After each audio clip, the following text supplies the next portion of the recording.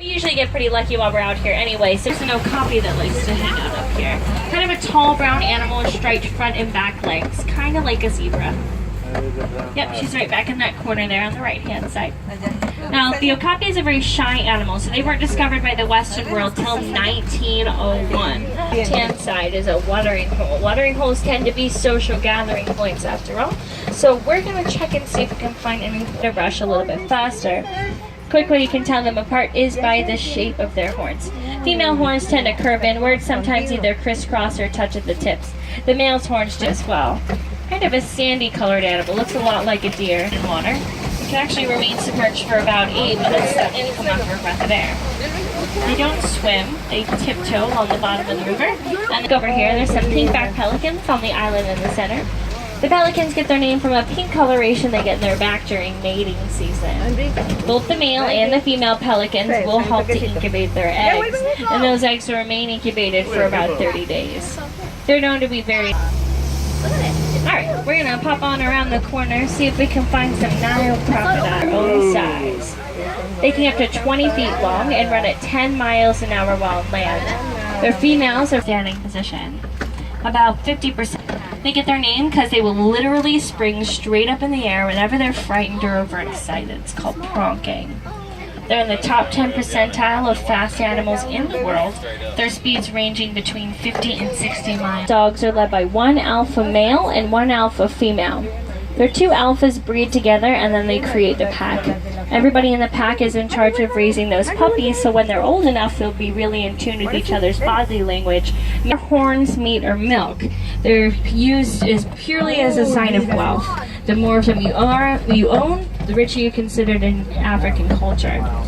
The domesticated ones are kept in special pens made from thorny branches called manadas, but you can't exactly keep a cow in a bank. Another view of the Patterson's Eland on the right. I think I want to take you guys over and see if we can get a closer view of the wildebeest. And while we're around that corner, we may be able to find some Maasai giraffes. White-bearded wildebeest will migrate for hundreds of miles to get here to the savannah, and their groups will grow into the millions. They prefer much larger groups because there's security in numbers, and even at nighttime will remain in their large groups by laying on the ground with rows in between them. That way they have room to hop up and run in case of an emergency.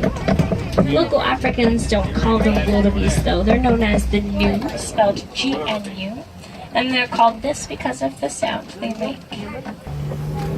There's 7 subspecies of giraffe.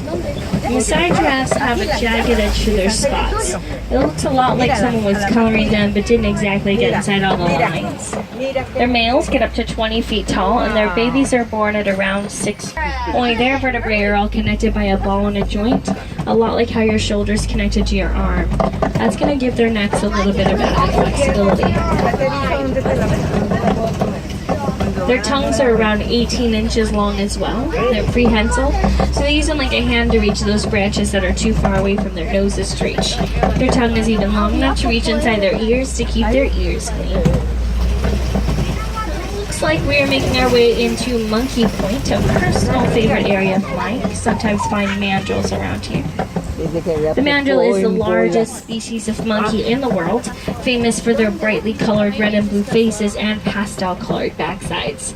A lot of people mistake them for baboons, but baboons aren't nearly as colorful as mandrills are. They like to eat things like fruits and leaves and even have special pouches in their cheeks for keeping snacks for later. On the right-hand side, you can kind of get a nice view of a bull elephant, solo or join a bachelor herd. They only end up back with the females later on in life during mating season.